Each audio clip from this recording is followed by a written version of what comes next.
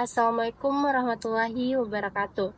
Perkenalkan, nama saya Nirmawati dengan NIM 23090350044. Di sini saya akan menjelaskan materi terkait tugas akuntansi manajerial.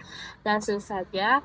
Nah, dalam menentukan harga suatu barang atau jasa itu nggak boleh ya asal tebak. Apalagi kalau kalian mempunyai lebih dari satu jenis produk. Masing-masing produk tersebut tentunya memiliki kebutuhan biaya yang berbeda-beda.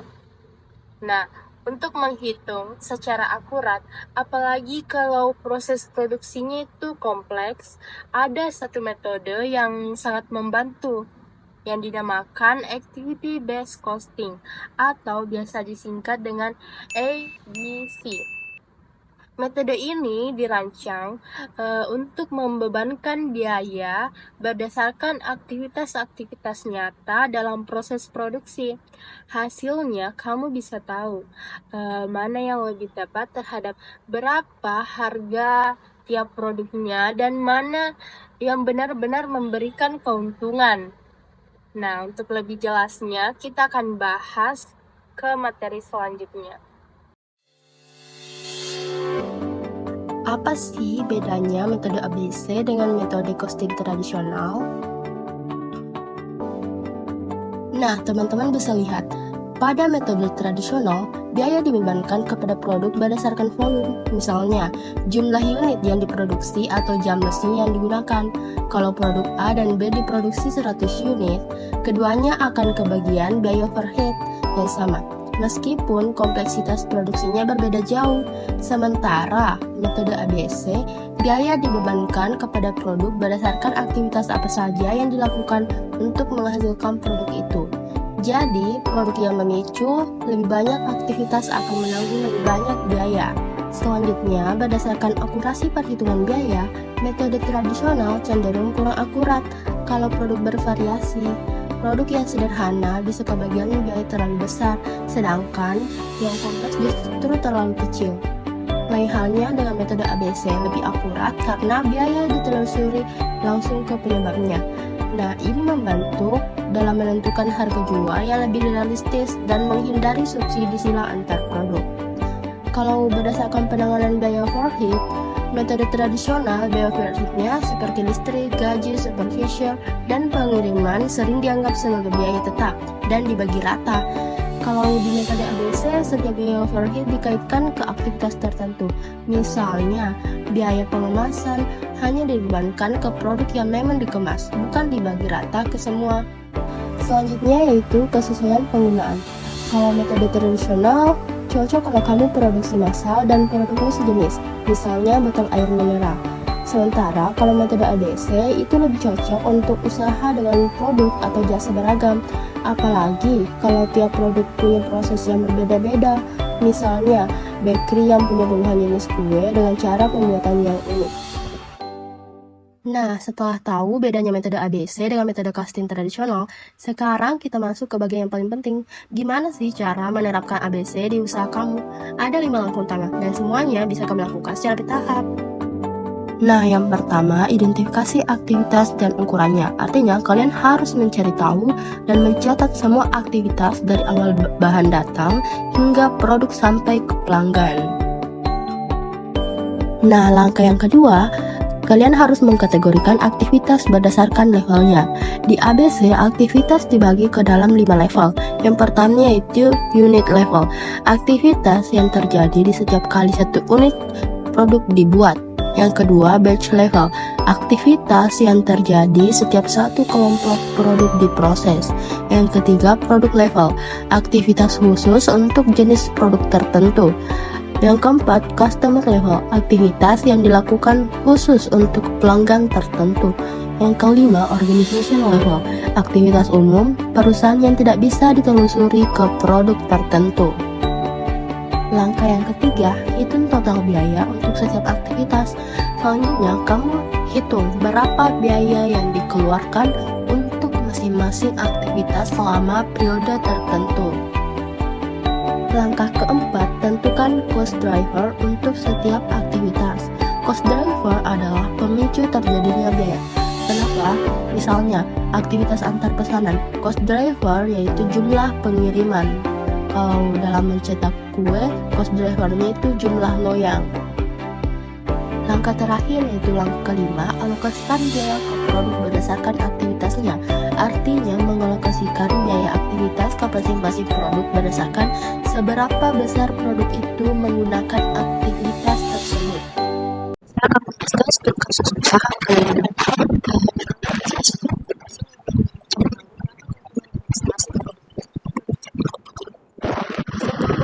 pada tujuannya yaitu keripik singkong revenue sebesar 140 juta, biaya pokok penjualan sebesar 70 juta rupiah, yang kedua 1.200. Pada kacang pedas revenue sebesar 150 juta, biaya pokok penjualan 85 juta, dan ini terjual itu 2.200. Dan kerupuk bawang dia revenue itu 90 juta dengan biaya pokok penjualan 60 juta dan ini terjualnya 1.300.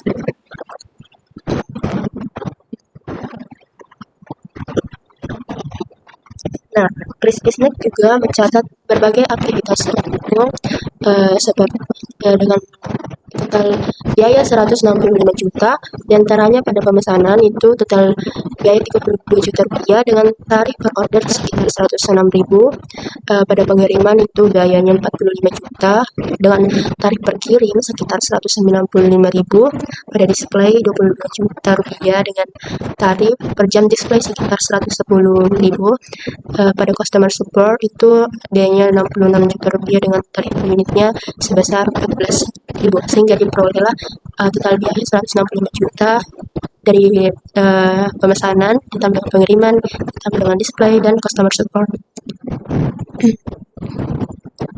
Selanjutnya kita akan menghitung biaya dari masing-masing aktivitas selama masa produksi masing-masing produk. Nah, di sini untuk keripik singkong itu pada pemesanan 90 ini merupakan jumlah order. Jadi jumlah ordernya dikalikan dengan tarif per unit sehingga diperoleh 9,6 juta. Pada pengiriman begitu pun 75 diperoleh dari jumlah pengiriman dikalikan dengan tarif per unitnya sehingga memperoleh 14,67 juta. Display 90 jam dikalikan dengan 110.000 per jam sehingga memperoleh 9,9 juta. Pada customer support 1.200 unit dikalikan dengan tarif per unitnya itu sekitar 14.000 per unit sehingga memperoleh 16,85 juta. Sehingga total support cost-nya itu 51 juta 20.000. Pada kacang pedas total supportnya 68,850 rupiah. 68 juta 850 rupiah. Dan pada kerupuk bawang itu 45 juta 130 rupiah.